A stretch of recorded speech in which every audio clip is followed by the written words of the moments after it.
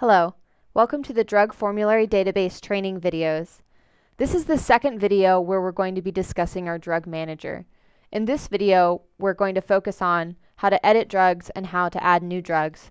But first I want to start by talking about the filter bar. If you're trying to find a specific drug in order to make changes, there are a lot of them in this list and it can be difficult to identify the drug you're looking for. The filter bar can come in handy here. For instance, I want to use Accu-Chek for this example because it has multiple instances. So if I type Accu-Chek in the filter bar and click search, you can see that my results have now been narrowed to only Accu-Chek.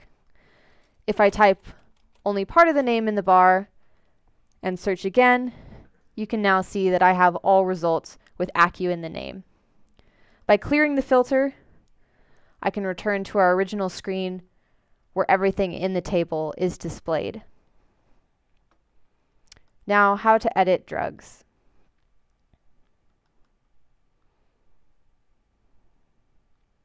As you can see in this edit screen, the information is really split into two pieces. There's simply the drug name, and all other information is contained in each instance.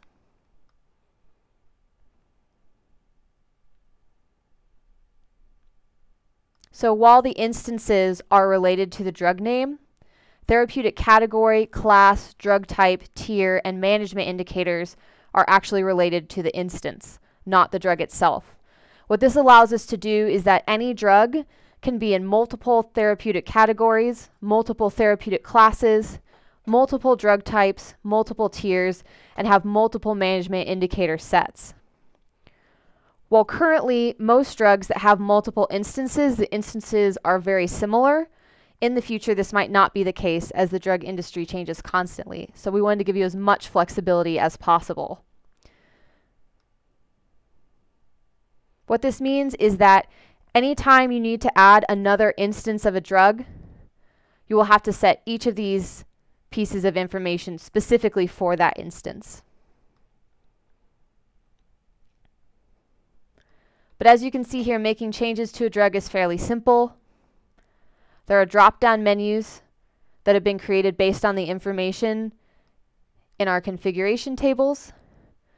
Therapeutic class. The list is filtered to be only the classes under the category you've selected.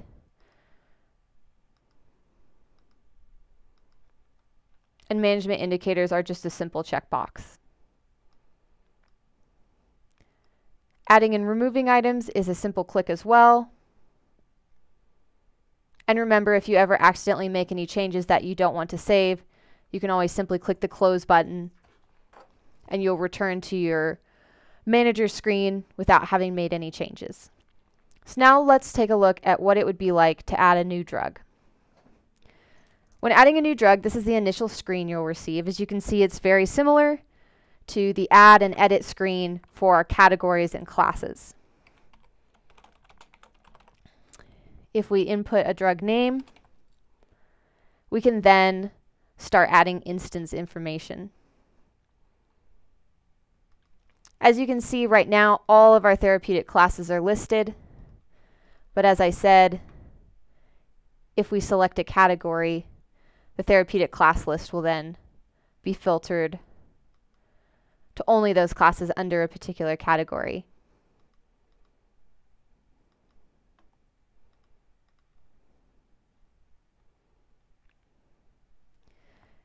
If we add another instance, as I noted, you'll have to start again.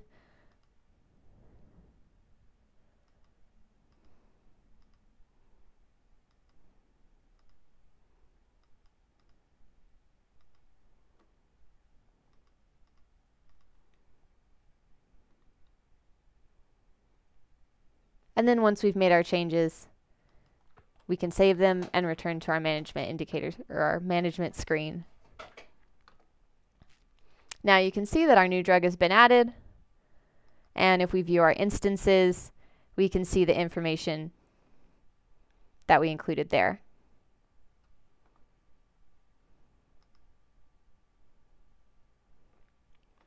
This concludes the tour of the drug manager.